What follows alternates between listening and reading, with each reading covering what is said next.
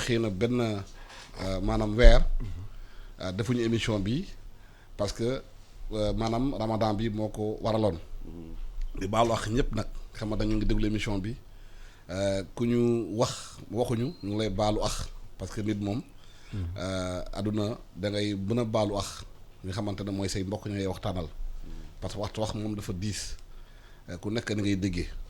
di leen nuyu bu baax a baax di leen ñaanal bëccëgu jàmm ak salaam ak semaine jàmm ak salaam den mbégte nag tey di waxtaan ci réew mi.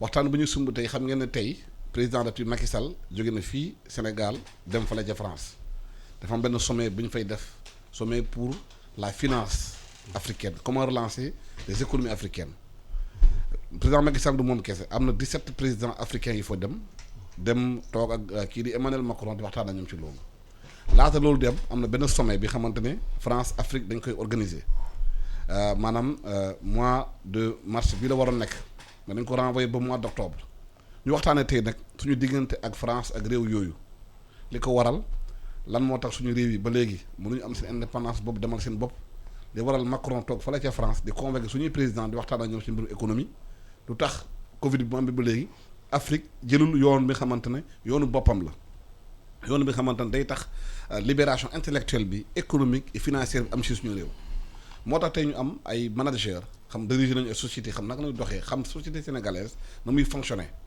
di colonel Babacar Ngom kenn du ko présenté kenn sénégalais ndax société yi bu amoon problème fii Sénégal maanaam hôpitaux yëpp redressé lan liggéey leen ba ñu taxawaat parce que redressement fa lay commencé ci suuf ba ci kanam lu ñu redressé hôpitaux yi war nañ mu redressé noonu réew yi dem tamit kii di Alpha Wali Diallo kenn du ko président Sénégal mooy spécialiste relation internationale Alpha Wali président Macky Sall ma nga France yenn président africain yi 17 lañu toog si ak kii di président Macron tey ñu mbirum Soudan la ñuy waxtaanee waaye suba la ñuy waxtaanee comment relancer les économies africaines après la Covid est-ce que Afrique soxla na dem France pour relancer économie am. buñ koy xoolee noonu soxla nañ fa dem. lu tax parce que ñooñu lebal xaalis ku la abal bët wax la fooy xool waaye bu ñuy seet ci li Afrique soxla modèle bi mu soxla fa dëgg mënoon nañu toog fii jéem a xoolaat naka la ñuy apporter man dama koy wax toujours solution africaine au problème africain te boo seetee comme dañu ni réunion Paris bi dañuy wax ci waxu xaalis naka la ñuy suuxalaatee suñu économie bon donc ñu ni tey dañuy commencer ci Soudan suba ñu commencer ci yeneen pays africains yi. ci biir discussion bi dinañu expliquer lu tax ñu tànn Soudan tey est-ce que Soudan parce que Soudan moo gën a am lu bees la moo gën a am bor ci Afrique. déedéet lu bees la. bu ñu jël waxu bor. c'est l'un des pays les plus endettés. nasaraan lu tax Soudan endetté. am na ils étaient ils étaient su embargo ça fait plus de 30 ans. ñu teg seen doon ba mu am lii fa am soulèvement bi. El Bachir daanu loolu la gars yi bëggoon. Bachir tant que mi ngi fay nekk duñ fa génne xaalis ñuy suux Bachir a été victime des problèmes économiques. c'est-à-dire léegi ñooñu la xojoon tey jii ka leen doon bindu xataal nii doo leen fi neexee jóge na fi mën nañu tuux xaalis parce que responsable yi ñañ la woon ay janjawit ñooñu maanaam am na ay temps yoo xam ne jëloon di nasaraan yi leen doon jàppale.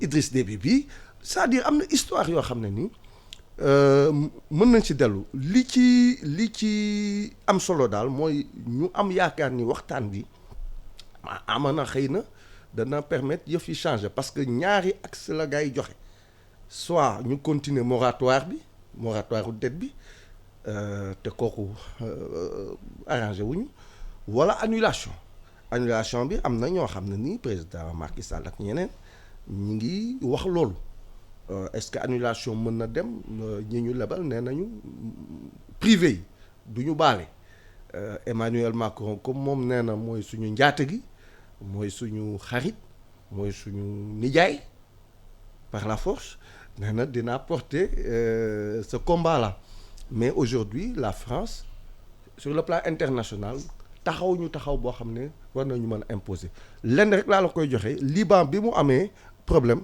Macron moo fa jëkke dem lépp danaa leen defal lii danaa wut xaalis ba léegi ñu ngi ci problème ba léegi nañu xalaat suñu doole ñun man loolu laa gën a gëm daal. waaw colonel noo jàngatee sommet bi am tey.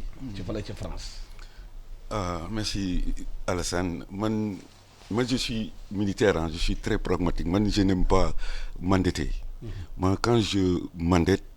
mais waaw oui c'est vrai.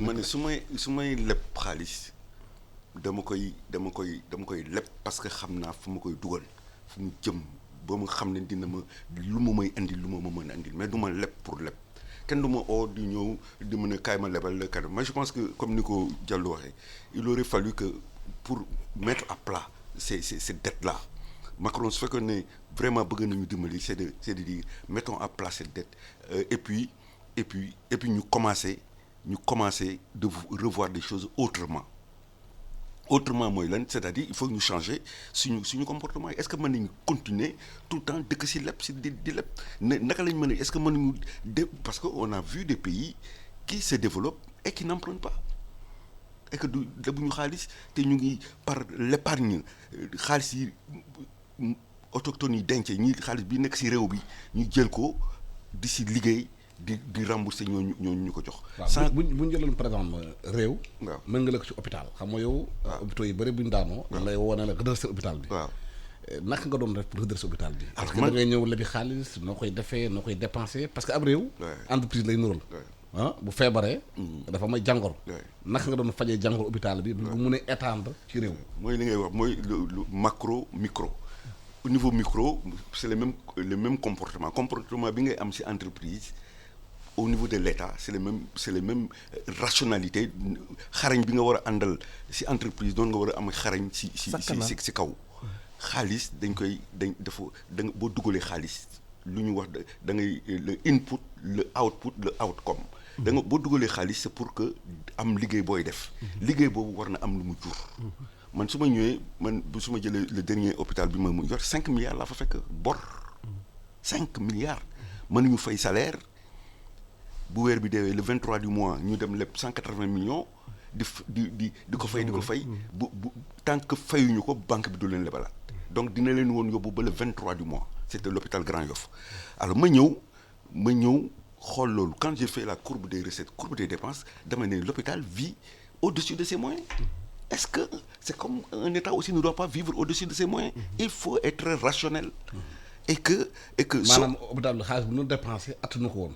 attanu ko bëgg di lekk. réew noonu la mel aussi réew bu lekkee lu mu attanu. non nañu def jafe-jafe. voilà ndànk ñu limiter suñuy besoins et puis bon bien sûr que loolu lépp ça demande un accompagnement parce que quand même bu ñu bëggee xoolaat loolu on l'a dit récemment il faudra revoir les problèmes d'éducation on sort dañ génn ci crise alors loolu yëpp war nañ ko xoolaat pour xool naka la ñuy defaat formation yi pour que ni xale yi mën a dugal parce que li ñuy wax ne économie dafa àndaax dalu dëkk tant que économie mu ngi dox dëkk day dal mais su dëkk amee tension yu mel nii rek tension trésorerie rek nga gis mu déteindre sur la société loolu mooy comme on dit li ko tubaab bi di waxee c'est la corrélation est positive c'est-à-dire que su tension trésorerie am même si kër sax bu sa kër nañ jël comme yaa ngi doon wax ne léegi nañu dem micro de façon basique sa kër bu xaalis ñàkkee xale yi commencé yuuxu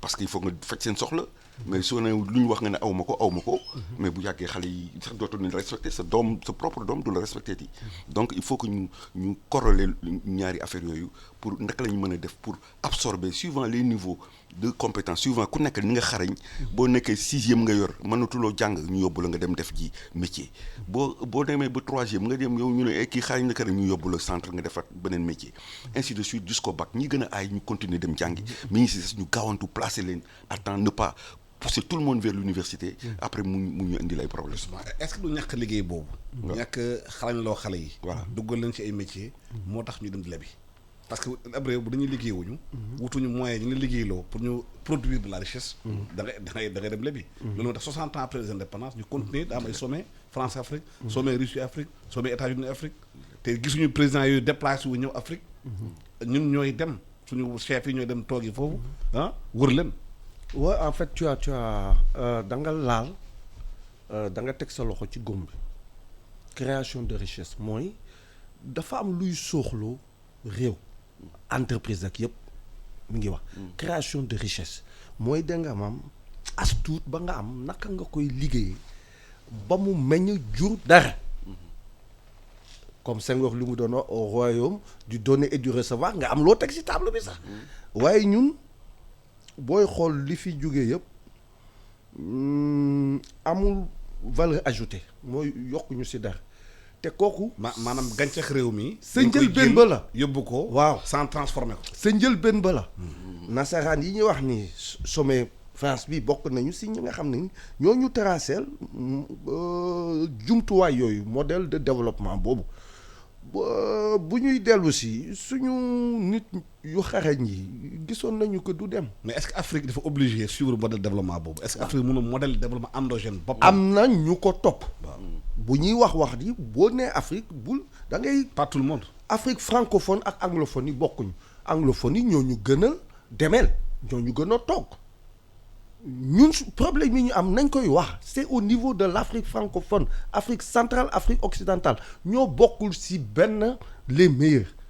Quand ça en termes économiques en termes de bonne gouvernance en termes tous dañuy nax te dañuy plaire ci loolu ñu ñuy jox ay yaa leen fi gën économie yaa leen fi gën gouvernance déedéet problème mu askan wi kenn réglé wu ko te problème yooyu solution yee ngi fi li ma bëggoon ni mooy ba ñuy jël indépendance ku mel ni Mamadou Dia xamoon na ni ko yoon bi ñuy jël baaxul parce que dañu doon continuer yoon ba nga xam ne nii nasaraan yee ko fi defoon avec les maisons bordelaises jox ñu ay agriculture d'exportation de rente yoo xam ne nii mais du tabax réew gerte du tabax réew ba ñu xalaatee yeneen dañ ko fi jóg keneen dans la zone ñi bëggoon a def yooyu yëpp dojat nañ la. waaw mais 60 ans après. 60 ans après système boobu duñ ko changer la moo tax mënuñu changer système bi. changer bi nag entre temps dafa doy waar parce que France jàpp nañ ko neex na torop golo di bay baabu di dundee ku fi mës a waxu changement Thomas Sankara ci mujj nee nañ la tëb Idriss Déby ngi nii bërki dem léegi amana xëy na kañ situation mondiale bi demee na neneen France xam na ni ko moom rek problème yi mu am yëpp mënatul gérer précariem Afrique de l'Ouest am na ñuy dugg si ëpp ko xaalis ëpp ko culture te ñooñu il faut ñu waxanteeg ñoom problème bi kañ France est-ce que ñun bu ñu waxanteeg ñooñu dina refléter wu négativement ci seen intérêt. mais est-ce que France mën na financer économie africaine yi fekk moom ci boppam économie daa normelu. financer wul économie africaine yi kooku c'est une vue d'esprit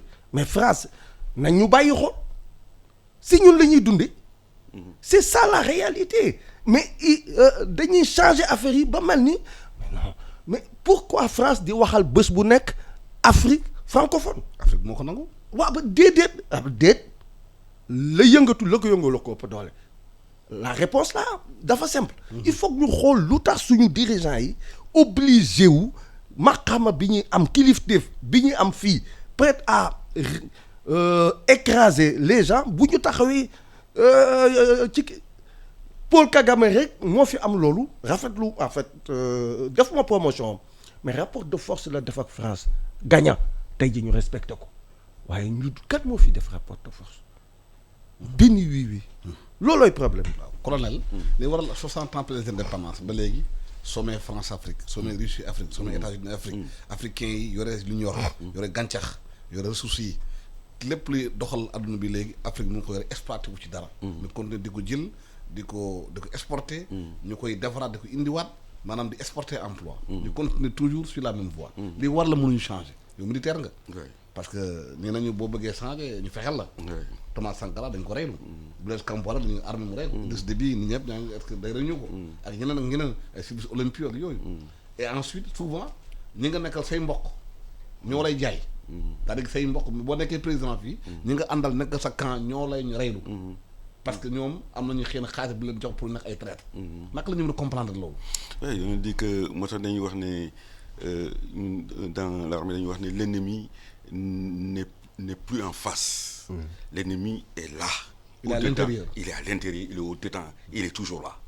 Alors loolu boo da nga ko war a sóoraale tout le temps bu ñëw rek ñu xool rek gars yi nga fële non des fois ñu ngi nii sa boor mooy li nga wax mais su man dama ne il faut que nous changions ñu changer suñu doxalin si pour koom-koomu réew mi c'est-à-dire il faut que ñu transformer les produits que nous bi ñuy jànqat bi ñu am nañ ci defaraat tuuti yokk si tuuti avant di ko jox ji bitum réew c'est loolu Diallo wax na ko léegi la valeur ajoutée. La valeur ajoutée duñ la joxee potu tomate ne la ou bien potu meew ne la defaral doo jël potu meew bi rek yónnee ko noonu mu dem boo nee waaw bu ma si yokkee tuuti sirop. def si tuuti kii jekkalaat ko dinaa ko jaay plus cher. dina ma rapporter lu gën a kii avant ma koy yóbbu bitum réew. loolu la ñuy wax valeur ajoutée donc il faudrait et puis su loolu weesoo aussi est-ce que on doit toujours avoir des œillères di xool rek suñu kanam rek est-ce que des fois duñu gëstu tuuti def nii pour xool ndax amul lu rafet lu baax lu nekk si suñu boor te sorowuñu pour ñu xool ko man je pense aux pays émergents parce qu'il y a un économiste qui l'a dit duñu mas a rattraper Europe. On ne rattrapera jamais l'Europe. En développement, non. On n'a pas besoin de ça. On n'a pas besoin. Dafa sori. Dafa metti. Sera des années-lumière pour ñu mën a àgg foofu. Mais mën nañu xool si suñu boor. Est-ce que du manque d'ambition? Non, mais l'écart est trop abyssal. Non, dafa xóot. Et puis même pour rebondir. Oui. Assane, li mu wax c'est vrai. Les conditions de développement de l'Europe mënuñu ko am ñun. Europe lu ko développé la colonisation la traite des esclaves ak les deux guerres. Mais léegi y a une nouvelle économie. L'économie numérique est là. waaw de kan Afrique mun na jaar ci numérique bi. kan moo créé économie numérique. da ngay créer dara pour mën ci xeex. asiatique yi mu wax ni. ils ont laissé les modèles occidentaux. Singapour ak yooyu yëpp. booy jàng seen leader yi. mais Afrique mën naa créer modèle boppam. waaw mais non mën nañ ko loolu waaye da nga maam il faut que ñu réapproprier wu ay souveraineté yi ñuy wax ni pour mën a yow éco bii rek li ñu bëgg nañ ko CEDEAO teg nañ ko xaatim nañ ko tudd ñu xëy suba génnee beneen truc bu xaw a mel noonu bëgg saafaxal li ñu jotoon a def mu am ay président africain li muy wax c'est vrai traité ngi suñu biir Kwame Amilcar Cabral bi ñuy suul Kwame Nkrumah moom la doon wax le cancer de la trahison moo ko rey ñi ko jege ñooñu oui on ne manque pas de ressources on ne manque pas de ressources financières dafa yàgg ci Afrique même esclavage. mais condition indépendance ñoo doon jaay seen mbokk. waaw mais non xam nga kooku loolu yëpp africain bonul. dafa am déedéet africain bonul man ñii wax loolu doom bu juddu. gëm nga yàlla say waajur yi ñoo lay def musulman chrétien juif wala ay affaire yooyu ça c'est la même chose c'est-à-dire au début man dama gëm ni ñëpp dañuy ñëw ak une bonne foi bëgg way mais c'est nit ki foog nga am loo gëm ki demoon ci sëriñ bi ni ko diw jaay na ngorom mu ni ko mosu faa ne fu gore ne doo ko jaay te ñooñu ñi bañu loon jaay ñoom la ñu faa gaagaal ñi nga xam ne jaay nañ ko takk si rib ñoom la ñuy toog fi 60 ans ba léegi du ñu dem te ci même les mêmes conditions yi ñu appliqué 60 ans si kanam fii duñ ko fekke sax suñuy sët yi ñooy toogaat fii di ni paa ya nga ko doon wax c'est la même chose. waaw mais léegi gis nañu xale yi quand même am nañu xarañte. numérique bi ñëw na xale yi xëy na même bu fekkee Afrique créewul numérique waaye xale yi xam nañ am na ci xarañ bu baax mën nañ ci. te boo demee sur le plan international kàngam yu mag yi nekk ci société yu mag yi doo si gis juróom te gisu africain liggéey foofu. xam-xam bi am na. maîtriser nañ ko. li waral boobu léegi on n'arrive pas suñu interne fii. changer affaire yi est-ce que problème bi ci éducation bi la est-ce que éducation bu ñu jàngal xale yi. dina tax ñu développer wu ou bien dañu jël éducation jàmburu da ko bëgg a dugal ci xelu xale yi. alors man c'est le militaire encore qui va parler je dis l'éducation individuelle c'est-à-dire que il faut qu'on revienne à ñu delluwaat ginnaaw comme ñu doon jàngale bi ñu nekkee xale ñu doon def instruction civique. dañ doon def dañu doon jàngal des valeurs comme je le disais à quelqu'un l'éducation autour du bol. les choses nit ñi affaire yaa ngi avancé léegi xale yi léegi table la ñuy lekkee. léegi bu ñu lekkul table ñu ngi si biti. individualise donc noonu la mais et puis on devrait aussi faire un sacrifice pour redynamiser le Sénégal. Il faut peut-être même ramener les services militaires obligatoires. Les services militaires parce que soo bëggee dara da nga ciy def. mais pourtant loolu mu ngi ci taxi yi. waaw mu ngi ci mais da ngay appliqué waaw dañ ko doon appliquer parce qu'on ne veut pas mettre les moyens qu'il faut parce que une armée l'éducation d'une armée du moins l'entretien d'une armée ça coûte. Il faut nga nangu def les moyens de la conscription c'est-à-dire que tout Sénégalais qui a 18 ans passe un tour dans l'armée même on veut même ñu koy defar. 3 mois di 3 mois. mooy éducation rek ñu jàpp leen comme ni ñu koy defee sax les gouverneurs actuellement. dañ leen yóbbu armée ñu former leen parce que dañuy sol tenue des fois bu ñuy saluer nii la ñuy def kenn xamul ni ñuy def donc il faut que ñu jëlaat loolu bu ñu ko jëlaatoon rek nga gis. individuellement da nga yaakaar ne service civique national dañ ko war a dooleel. yóbbu ko ci armée. waaw et puis génne ko ministère de la jeunesse. voilà mettre les moyens. xale yi ñu jàngal leen civisme. ñu jàngal leen civisme nga xool rek dëkk bi. vacances yi balaa ñuy taxawal fi mbedd ñu dugg ci camp yi. nga gis xale yi di rang léegi. jàng ci waaw bañ a buuxante di rang di def ay affaires loolu il faut que donc changement de mentalité yooyu il faut que ñu donner les moyens qu'il faut pour le faire. Parce que armée, ce n'est pas... Parce que quand tu as des gamins, il faut les nourrir, il faut les entretenir, et que ça demande un budget. Et il y a les camps militaires qu'il faut au Sénégal. On a de bons soldats. Comme on dit, l'économie d'un pays, là, la triptyque, c'est de bons diplomates. Diallo il fait des relations internationales. C'est quoi? C'est de l'ingénierie, vous l'avez dit. Nous avons des gens qui travaillent, j'ai vu à la NASA, on a des gens en Amérique, les plus grandes inventions, c'est des Noirs. Et peut-être ils sont issus d'ici. Et puis, enfin, une bonne armée. Et nous avons une armée républicaine, une armée qui n'a jamais rien tenté. Le militaire, mën na jël en charge xale yi. mais xale yi jàngal leen métier. jàngal leen plomberie. lépp xaalis boobu ñu wax 450 milliards yi bi ñu doon wax ci ko duggal ci xale yi. bi ñu ko duggal ci armée bi mën na jël en charge xale yi. mais carrément on a tous les corps de métier dans l'armée.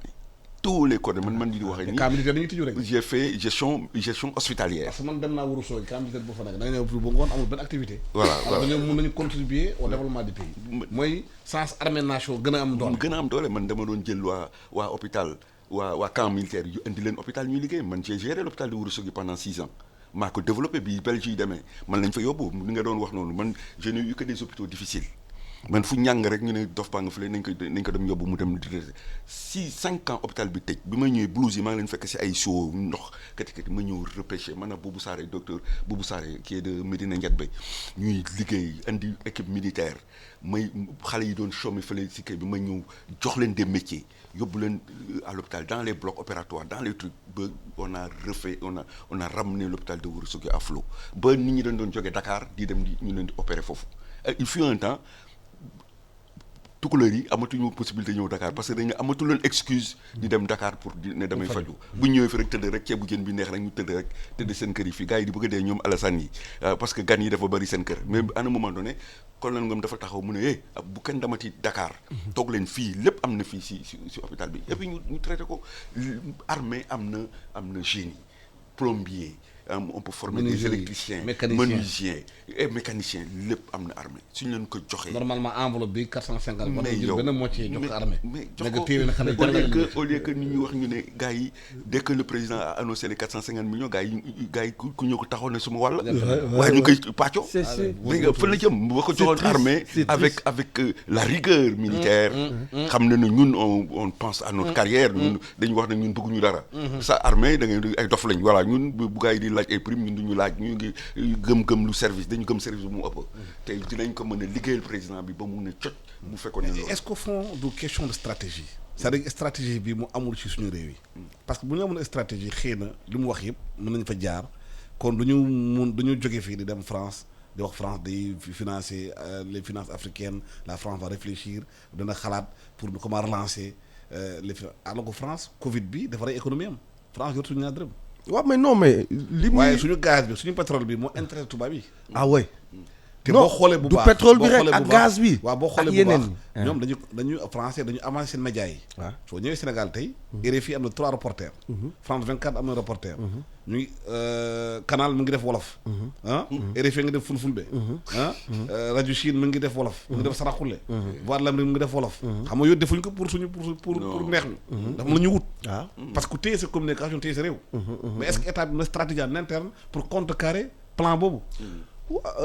gisuma stratégie bu ñu wane pour mën a contrecarrer loolu xëy na am na mais li ma jàng ci li muy wax nii gis nga dégg nga fi man temps bi ma ñibbisi en 2007 da nga doon dégg ci waxtaan yu bari dëkk bi dañ ko war jox militaire am déet. yàgg nga ko dégg. rigueur bi. mais rigueur bi sénégalais xam na jàngoro.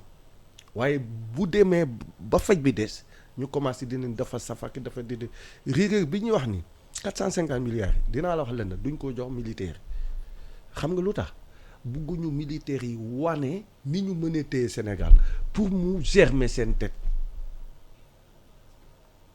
c'est la seule raison. non politiciens mën nañ gérer politique. dafa militaires yi ils sont dans dama ni politiciens yi mënatuñu gérer politique. sàccak yi kesew boobu ba léegi. li mu lay wax nii c'est pas diable gestion mënatuñu parce que nit ki nga xam ne nit lay wut ak ñi ki nga xam ne résultat lay wut bokkul c'est ça le problème. résultat mooy di nit. et on a un problème non ñun ñii fii toog naa fi ak benn ngandum politicien boo xam ne nii dafa bëggoon nekk candidat 2012 li ma lay wax ni en 2007 bi ñu toogee fan fii li ma jëkkee wax nit lay wut ma ne ko mais balaa ngay wut nit mais looy proposer nit ñi. waaw looy def. du ñu xalaat loolu parce que xam nga lu tax dañu jàpp ni xaalis mooy indi nit mooy triste réalité mu yàqu na nag de. Sénégal boo fi tegee programme koppar la ñu bëgg yow boo fi tegee programme fii élection am xëy na benn Alpha Diallo ki benn tur ñooy lire sa programme ñi koy lire duñu bari bu ñuy voté ji programme bi fale lañ koy teg ku gën a jekk ku gën a saf ku gën a tur ku ëppalee lu mu joxe si xaalis kenn du tabaxee noonu. mais lire nañu te Abdoulaye Bathily naan bu fekkoon nañ appliqué woon assise nationale lu ñu fa génnee. yàgg naa ko wax fii xëy na fu ñu nekk nii. du ñu nekk situation bi. yàgg naa ko wax fii sur le plan politique et sur le plan économique. yàgg naa ko wax réew mi d'abord économie moo yor réew. mais jeex na politique boo bëggee mu dox il faut économie bi dox. jeex na tax mais bu ñu continuer ñun di yelwaani. mais di continuer di tendre la main Banque mondiale FMI ñëpp bind nañ ko ba Joseph Stiglitz nekkoon FMI. bind benn livre toute la grande désillusion. nee na Banque mondiale ak FMI mosuñu développé réew. musul am lan moo tax ñu continuer di wax Banque mondiale FMI. mais dama la ni FMI dañu bokk ci système mu Bretton Woods. Alassane en 71 le mandat bi ñu joxoon les institutions de Bretton Woods changé ñu bare ñun fii Afrique waxuñu si la ñu dématérialiser le dollar amatul équivalent or si 71 aussi la am des réformes au niveau de nos pays principalement en Europe où on interdisait à la Banque centrale de solliciter le Trésor pour financer ces plans de développement. À la place, on leur a dit, allez vous emprunter sur le marché financier. C'est ce qui a amené la crise de la dette. ba léegi ni maanaam daal yow am nga sa xaalis am na l'autre bul leb sa bopp demal lebi Samba Ndiaye mu jox la et tout te boobu ba léegi ay problème rek la ñu am voilà donc man dama bokk si ñii ni déconnexion man école Samir Amin industrialisation ñoom Chérif Salif si ñoom Pape bind nañu fii li ñuy développé li Ablaye Bathily di wax on en a échangé hier parce que yàgg nañu wax lii assise nationale ñoo fa nekkoon ay doomu Sénégal yoo xam ne ni politique taxul leen woon jóg naka lañ la mën a def ba dëkk bi du dox def nañ ko yàgg na Lamine Diack liggéey na si lu bari taataan ko ba document bi maa ngi ni mais bu fekkee ni gouvernement bi mënul jël lépp nañuy tànq tuuti maanaam lan la assise nationale wax ci emploi lan la assise nationale wax ci lii lan la assise nationale wax ci lii ñu jëm ko teg consensus am na foofu parce que consensus moo indi loolu am waaye dafa mel ni ma lay rappeler Idrissa Seck si boppam toog na fii ci benn télé ni leen di ngeen xam Macky Sall ñeneen lay déglulul ñii nga xam ne ñoo ko fal ñun ñii opposition mais kooku bu ñu gisee tey jii mu ànd ak moom. mais tey mu brok solo. mais ça pose un problème. Quelle crise ça te rappelle dañuy dépasser crise communication ñëw si crise de leadership gis nga li tax Afrique war a mën a dem mi ngi fi fit président yu bari dañuy yox mais est-ce que leader yi nu ñu comporté wu seen façon de faire moo tax réew mi nekk situation bi exemplarité bu ñu xaar si ñoom. te nu ñuy waxee politique ñu koy yoree bàyyi manipulation yi bàyyi manœuvre yi. bàyyi wax nga xamante ne boo ko waxee tey suba. ñu la tegle vaar bi musiba am. da nga wax démb doo ko waxaat. ñaaru yaakaar na politique daal. warul am ngëm-ngëm warul am li nga xamante ne sincérité. waroo wax ak askan wi nga xamante ne. dafay dugg seen xol. parce que dëgg lay doon. lu tax gaa yi yaakaar na politique da ngay wax li savane rek. savane rek toujours man loolu moo tax ma ne du ma mës a mën a politique parce que boo amee yenn franchise yi doo mës a def politique. dañ ne wax ne politique ça va avec dafa dem ànd ak ay wax loolu def de un président l'a dit. mais li la kan moo décrété loolu. soo gëmee politicien lu mu la wax boo ko gëmee tooñ nga sa bopp. non qui a décrété ça dama laaj kan moo décrété.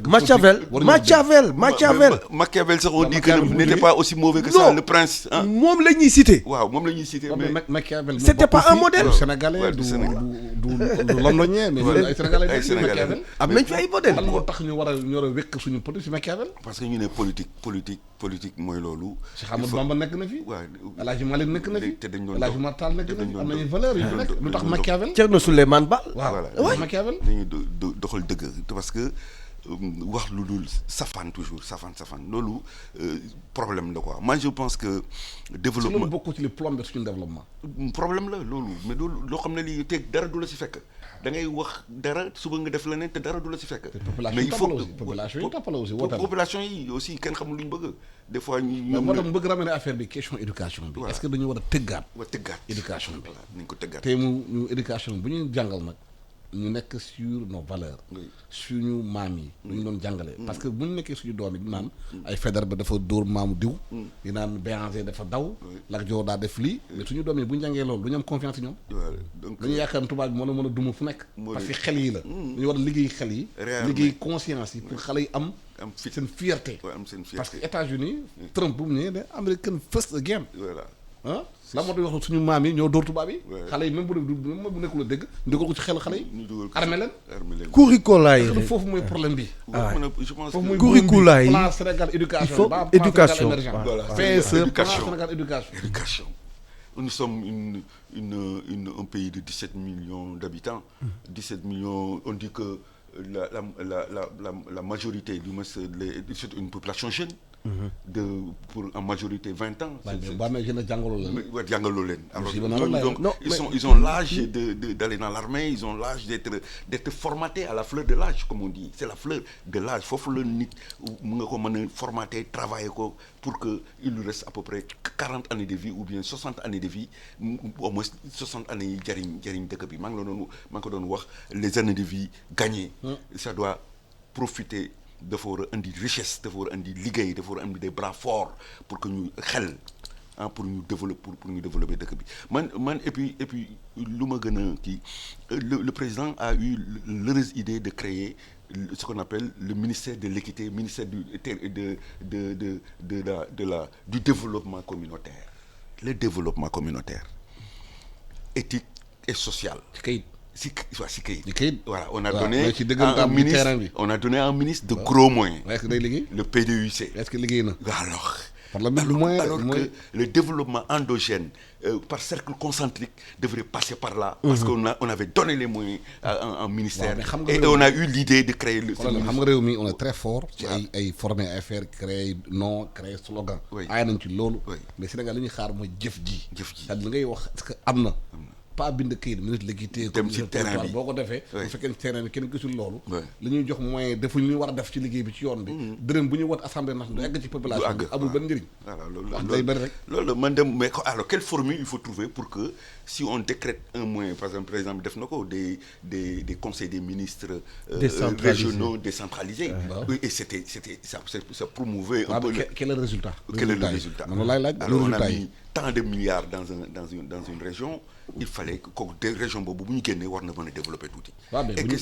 est-ce que xaalis bi am na Voilà. est-ce que contrôle lañu ko Voilà. est-ce que kuñ ko jox dugal na ko fu mu ko war a dugal voilà moom la ñu wax est-ce que bu ko luubalee dañ koy sanctionner c'est pourquoi on a dit que mais loolu mooy problème bi xam Non, nga mais c'est que y a- moi je veux les choses très claires concrètes voilà, y a- bu ñu ne ñaar dërëm dugal nañ ko si hôpital bi ñu vérifier est-ce que ñaar dërëm dépense mais hôpital mooy évaluation évaluation Voilà. avant ñuy joxe waat 450 milliards yi Ouais. dañu war a évaluer Vraiment. le projet. Vraiment. dañu war a évaluer Vraiment. le PDUC dañu war a toutes ces agences qui ont brassé des milliards hein, man je suis à l'origine du changement de la couverture médicale universelle ma Chez fii au Sénégal man maa def audit bi maa audité le Sésame j'ai un cabinet et j'ai audité le Sésame et j'ai proposé ci wolof waaw ma proposé pour que ne programme yi dañ jël 1 milliard jox palu jox 1 milliard jox ko les césariennes jox teg xaalis bi tasaaroo benn professeur mooy gérer fële kat yi def lu ko neex alors ma ne bi ma defee évaluation ma évaluer le Sésame gabegie j'ai fait une proposition à l'IGE j'ai travaillé pour l'IGE ne nii nañ def nii nañu et puis à la fin j'ai suggéré à ce qu'on regroupe toutes ces gratuités là pour en faire un pour le mutualiser et de faire mutualiser et pour aller vers la couverture médicale universelle on avait réuni bu ñu dajalee loolu ça faisait à peu près 17 milliards yoo xam ne on est aujourd'hui avec la couverture médicale universelle et donc ces moyens dispersés il faut qu'on arrive à les regrouper et puis ku ñu ko jox aussi avant ñu changer de paradigme ñu évaluer si on avait évalué le PRODAC évaluer le PDUC xool ki waroon def dara la tax defu ko lu tax la tax avant de lui donner de l'argent parce que mais loolu dafa laaj réforme de la justice parce que bu fekkee ne da nga nekk fonctionnaire de l'État nga sàcc xaalis réew mi yóbbu la fii Rebeuss nga am benn salle boo xam ne waaye yow suba teel fa ngay toog teg sa téléphone lu leen da ceebu jën ngay lekk di seetaan télévision doo bàyyi kees bi ñëpp dañoo laaj dañuy réforme justice bi bu ñuy sàccee xaalis ñu yóbbu la travaux d'intérêt général ñu bind sa tour si ginnaaw mayo nee na Alassane Samba Diop moo ma lekk kees bi ngay balee mbedd Dakar yi prison sociale boobu moo gën a am impact que prison bu ñuy dugal gars yi ci kaso bi ñuy seetaan télévision guddi ñuy dem seeti seen i jabar il faut Chine ni ngay wax noonu en Chine loolu mooy yoon il faut mu am parce que c'est l'argent du pays il faut mu am volonté politique et malheureusement c'est ce qui fait défaut fii amul parce que da la yóbbu Rebeuss boo yeewoo suba teel jël sa dëkk dugg ci salle bi seetaan télévision tu as canal tu as tout am nga sa téléphone nekk ci kaso bi di woote di waxtaan mi ngi wax fii IGE boo génnee mel ni mbaam waaw ñi fii PRODAC bi muy wax nii jëloon nañu xamañ xaalis bu bare 22 milliards dafa kenn xamul dégg nañu coow ji ci am gis nañu état bi nam ko saafaraale ak yeneen ak réformer la justice non li ma lay wax les sanctions état on doit les réformer kii gis naa ni AIBD fii bi ñuy def je le rappellerai toujours bi ñuy def plan de lancement PAP 2 Macky Sall bailleur de fonds yi toog mu ni ministre yi mais jël leen des réformes ku si jëlatul réforme du ma la jox xaalis qu'est-ce que ça veut dire ça mais ministre yëpp booy liggéey mënoo liggéey da lay génne non war ko mën mais pourquoi génnewu leen non moo tax man ni affaire bi politique bi on se politique bi kan la ñuy jéem a dofloo politique bëccëg voilà tant que dëkk bi bàyyiwuñu politicienne et encore mon colonel politique lu noble la nit ñi waaw dañ ko defee ci réew mi daa ñaaw niñ koy defee ci réew mi ñaaw na moo ñaaw parce que bu fekkee ni politique mooy kat fi ngeen li ñu bokk ñu xool naka lañ koy téye naka lañ koy fructifier yooyu waaye mais bu fekkee ni may dellu Machiavel bu fekkee ni nit ñi Machiavel mooy seen référence ci def politique Machiavel mooy kan bëkki démb damay déglu commentaire je crois LR ak yow sa émission bi xalif bi PA yi la nekkoon kan moo ko gën a xam politique bañ a xam waaw ñooñu bu ñu leen joxoon dëkk bi ñu téye ko waxtaan dégg nga li mu wax bu baax donc sa volonté politique la ñi teg nii système bi tant que ñu ko fi bàyyi Alassane du changer kuñ fi mënti teg gis nga colonel bi idée yu naas yi mu wax fii bés buñ ko tegoon ci kaw réew mi ak même système bi noonu lay tombé lu dem buur ayul dak yee ay dak yi ñoo leen ni yow xamoo li nga yor yaay buum yaa fi gën baax yaa fi gën maam yaa fi gën non kooku du tabax réew nañuy industrialisation foofu lay dem nañ dellu si industrialisation di yokk valeur ajoutée bëgg bañ di exporter toujours ay produits yoo xam ne nii déjà cours bi ñoom ñoo koy fixé bu fekkee c'est une exportation primaire céréales ñu fixé ko prix boo xam ne le cours des céréales est fixé à Chicago. mais c'est extraordinaire. C'est là-bas qu'on fixe les prix des céréales. xam nga yow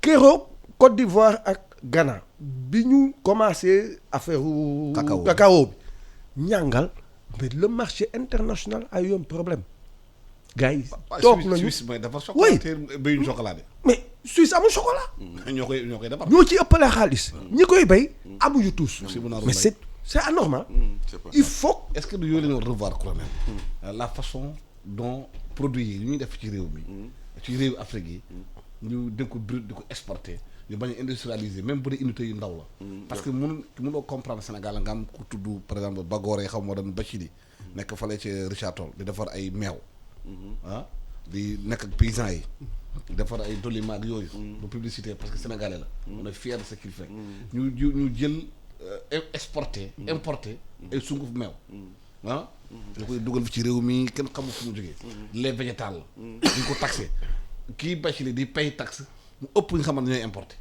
est-ce que mën nañu créer emploi ci réew moom mais mën nañu emploi gis nga maa ngi lay bind keroog maa ngi une maîtrise en anglais qui va faire de l'agriculture mu dem lan la comme gàncax bi muy liggéey fraise kenn mënuloon xelal ne Sénégal dina am fraise mais ñu ko jox lopin de terre 200 kilos lay produire par récolte. mais importation fraise yi day tax mun liggéey. mais alors kooku est-ce que kooku idée boobu moom c'est une idée merveilleuse war ñu ko jox plus de terre. financer ko parce que fraise c'est un produit fort un produit à forte valeur ajoutée parce que ça coûte 1 kilo de fraise ça doit coûter combien. cher na de. war na cher man damaa dum lekk fraise man kii. man dum waa fraise xam nga béykat la xamul xam nga 500 yooyu. fraise 1 kilo de fraise yi fii. non fraise kay. non y a des fraises locaux. oui am na. ouais ñu koy commencer produire. voilà mais booy bi loolu def mais 200 kilos par récolte dafa tuuti. kooku il faut ñu financer ko pour mu. il faut que ñu financer ko mu emblaver plus de terre. mais est-ce que dañu ko financer ndax am na beneen sénégalais ou bien yeneen bitim réew. di exporter di importer fraise di ko dugal. di ko gën di jël xaalis di ko jox yenn gars yi commission. et puis ñi laal commission yi ñoo yàq réew mi. ñoo yàq foofu la jógee. et puis voilà parce que man je vais prendre. bu ñu laalee commission jox ko politiciens ñu koy politiquer. voilà man bàyyi ma jël benn exemple santé les médicaments que nous importons. Est-ce que Sénégal fu mu toll après 60 ans d'indépendance war nañ continuer di importer de l'aspirine ay molécules yoo xam ne yi c'est tombé dans le domaine public.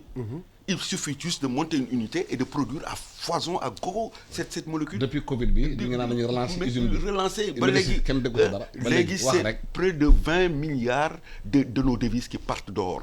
Et en contrepartie Diallo on ne sait pas la valeur des médicaments qui rentrent dans ce pays au point de vue innocuité au point de vue poison souvent parce que récemment rek jàpp nañu ay chinois fii ci benn hangar ñuy defar ay garab alors garab yi di jóge fële ñu ne dañuy dem pharmacie dañuy def contrôle on a un labo de contrôle mais malheureusement c'est pas équipé alors lenn la ñu war a def yóbbu suñu garab yi fële Niger parce que ñoo fi am labo de contrôle bu baax ou bien Afrique du Sud te ñii boo waxee ñu ne dafa cher pour yóbbu foofu ay échantillons et puis ñi war a jot échantillons seen bureau la ñuy toog boo indee conteneur Diallo boo indee conteneur nga dem tànn garab yu baax ñëw def ko ci benn kees tegal leen ko. ñu vérifier ñu du mais vérifier. ñu ko def ñu dem ñoom.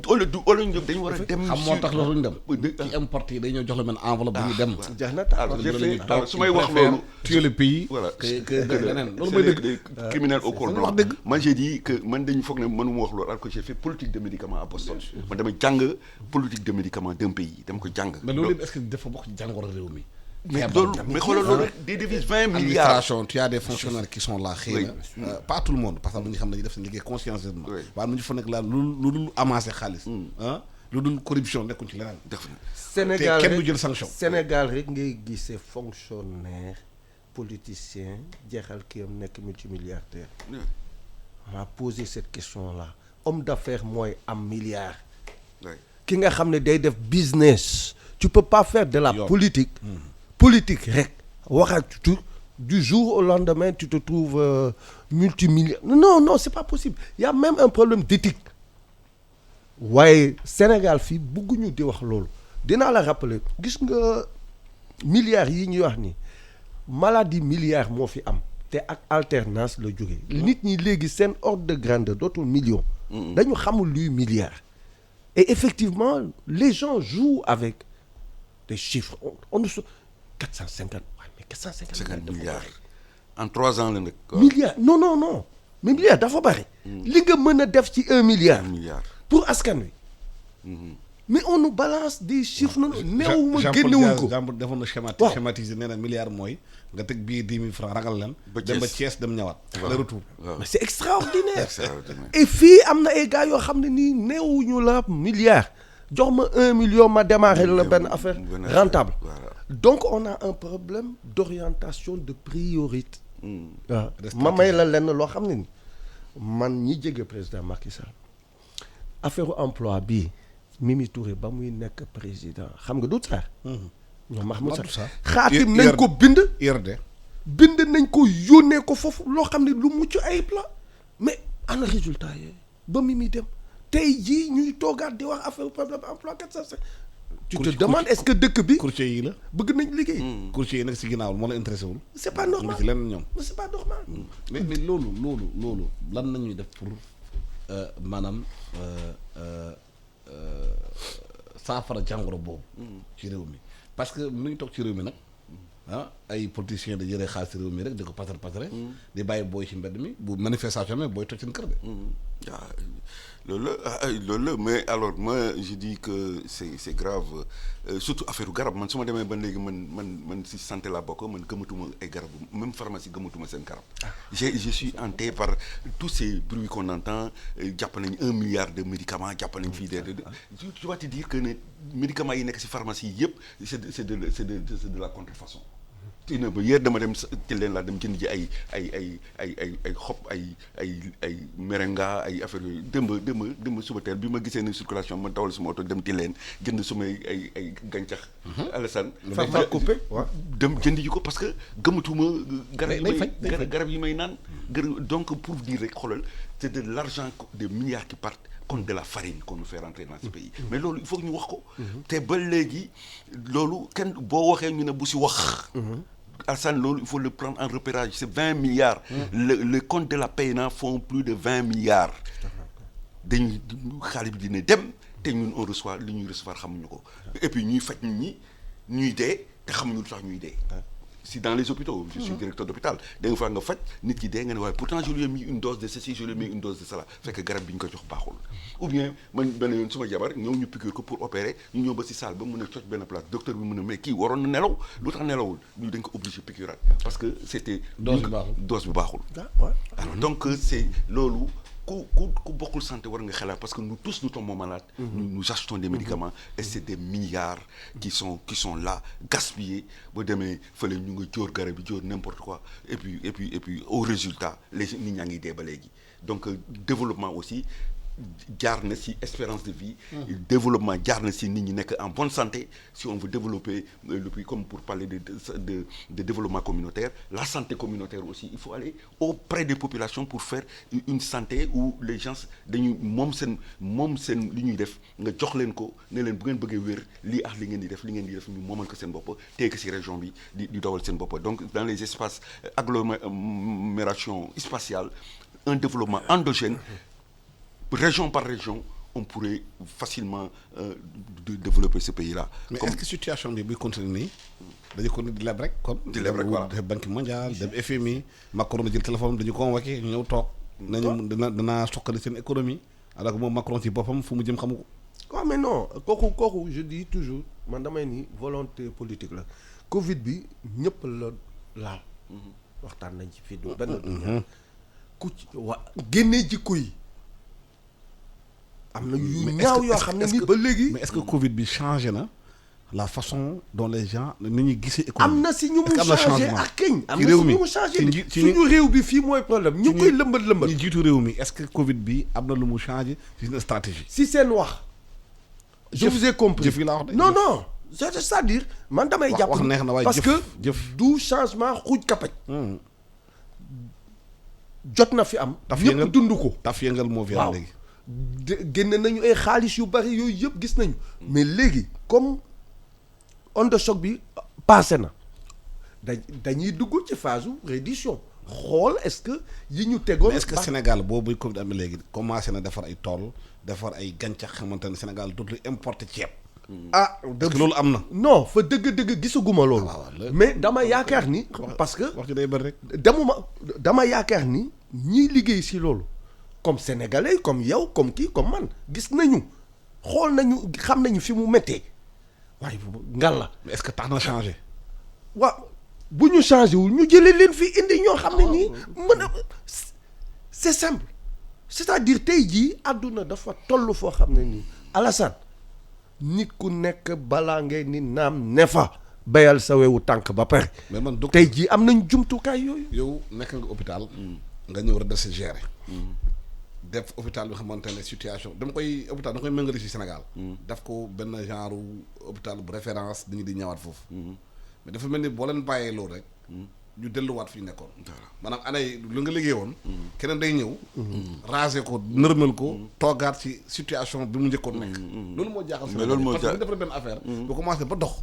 da ngay gis beneen Sénégal yi jox ko. mu daanal lépp. mais loolu c'est ce qui s'est passé si hôpitaux yi ma jaar yëpp ah da ngay defar man Saint-Louis j'ai fait 7 ans mais hôpital bi dama ko monté ba mu nekk CHRU le premier hôpital da ngay méngale ak réew mi. ba mu man ni centre hospitalo régional et universitaire le premier du Sénégal tubaab yi gëm ma tubaab yi bëgg a ñëw di liggéey léegi fu mujjee. fu mu mujjee ma def Dem naa fa. urgence centralisée waaw léegi boo xam ne mujjee. benn la woon si Sénégal kati ki ma remplacé est-ce que hôpital avancé na ma avancé wul de. mais dama xam lan ma posé problème bi Bon. dañ un colonel ci benn ministre ñëw nommé benn capitaine pour remplacer un colonel est-ce que loolu taxaw na yow di nga yow dafa ñu indi benn est-ce que journaliste capitaine bi def na lu ëpp le colonel bi def. dafa jaxase moom moo daaneel hôpital bi nga naa ba mun a rajax va voir l'hôpital de rajax Saint-Louis. yàq lépp li ma fa defoon mu yàq ko j'étais à amoon na site web amoon l'hôpital était visible à l'extérieur il a cassé il voulait plus que le colonel apparaisse nulle part et il a tout cassé te le service d'urgence de Saint-Louis a été financé en même temps que le service d'urgence de principal boo demee principal matériel baa nga fa ici c'est bien entretenu alors que Saint-Louis boo demee doo fa fekk dara wax naa la un lit de déstockage j'en avais 4 à Saint-Louis 7 millions la benn lit de déstockage di jar boo demee principal même lii ñu ngi foofu taxaw di fonctionner parce que fii ay civil ñoo ko ay militaires ñoo ko gérer fële ay civil ñoo fa nekk léegi il faut que nit ñi Changement de comportement, de mentalité. et puis l'homme qu'il faut à la place qu'il faut les nominations j'ai dit les nominations parce que soo suñ la nommé fenn tey ñi nga fa fekk sa terrain ba ñoo la man doo doxal doo doxal Alassane bu ñu la tegaloon fii benn directeur cuune bu nga nekk ci suufam xam nga ko doo ko respecté waay voilà da ngay am directeur bu baax bu xam ne bi xam ne li muy liggéey bu la joxee ordre mën la contrôler pour que liggéey bi dox mais jël benn un médecin rek jël 8 ans rek ñu jël rek parce que day def politique ou bien kati génn César rek ñu nommé ko lu bari mënu ko et puis le Sénégal pour se développer on a besoin de médecins on a besoin de dentistes on a besoin de ceci de cela mais pas affaire de l'administration fa affaire de l'administration nañ ko bàyyi gestion nañ ko bàyyi gestionnaire yi pourtant réew mi am nay kàngam. am na ñu jàng. am na ñu mën. y a de bonnes ressources humaines au Sénégal boo demee Afrique yëpp Sénégal yi fay occuper ay fonctions yu baax. mais ñooñu lan moo tax du leen dugal ci liggéey réew mi.